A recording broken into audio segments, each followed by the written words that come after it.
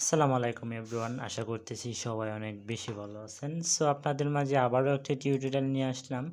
সেটা হলো আমাদের যে ফাইবার আছে, আমরা যারা ফাইবারে বেসিক্যালি কাজ করি, যারা নতুন তারা হয়তো অনেকেই বুঝতে পারি না যে আমরা গিগ পাবলিশ করার পরে আমাদের গিগটা কি অ্যাক্টিভ আছে না ডিফল্টে চলে গেছে, সেটা আমরা কিন্তু বুঝতে পারি না। সেই কারণে দেখা যাচ্ছে আমাদের গিগটা রিভিউ আসে না বা ইমপ্রেশন আসে না, ক্লিক আসে না।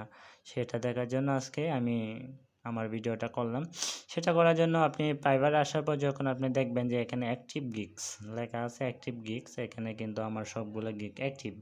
এবং আপনার গিগটি যদি অ্যাক্টিভ না থাকে, এখানে পাশে আর একটা অপশন আসবে ডিফল্টস। ডিফল্টস মানে আপনার গিগটা ডিফল্টসে চলে গেছে। আসলে গিগ ডিফল্টসে যাওয়ার কারণ হলো অনেকগুলো আছে। যেমন আপনি যদি ইংলিশ টেস্টে যদি ভুল করেন বা আদার্স সমস্যার কারণে কিন্তু গিগটা ডিফল্টসে চলে যায়। এবং আরও কিছু সমস্যা আছে, যেমন ধরেন আপনি গিগ পাবলিশ করার সময়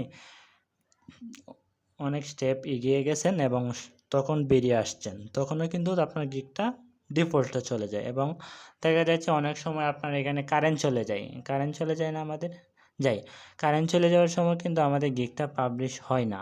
প্রায় সময় পাবলিশ করার সময় কিন্তু গিগটা কারেন্ট চলে যায়, তখন কিন্তু আমাদের গিগটা ডিফল্টে চলে যায়, তখন নতুন করে আবার কিন্তু আসে না, তখন কিন্তু আমাদের ডিফল্ট থেকে এডিট করে পাবলিশ করতে হয়। আরেকটা হচ্ছে যখন আমাদের ল্যাপটপ চার্জ থাকে না, তখন কিন্তু আমাদের গিগটা ডিফল্টে চলে যায়, আমাদের ল্যাপটপটা যখন বন্ধ হয়ে যায়। সো আমাদের গিগ কিন্তু অ্যাক্টিভ থাকার মানে যদি আমরা শো দেখতে চাই তাহলে এখানে চলে যেতে পারি মাই বিজনেসে গিয়ে যদি আমরা এখানে দেখি গিগে চলে যাওয়ার পর এখানে দেখবেন আমার সবগুলো গিগ এখানে শো করবে, যে আমাদের গিগগুলো যা আছে সেগুলো শো করবে। দেখেন আমার গিগগুলো কিন্তু এখানে শো করতেছে, যে active gigs, impression, click, orders, এগুলো কিন্তু এখানে শো করতেছে। এভাবে যদি শো করে এবং এখানে দেখেন আমার ইমপ্রেশন আসছে, ক্লিক আসছে, এবং এভাবে যে ক্লিকগুলো আসে তাহলে বুঝতে পারবেন যে আপনার গিগগুলো অ্যাক্টিভ আছে।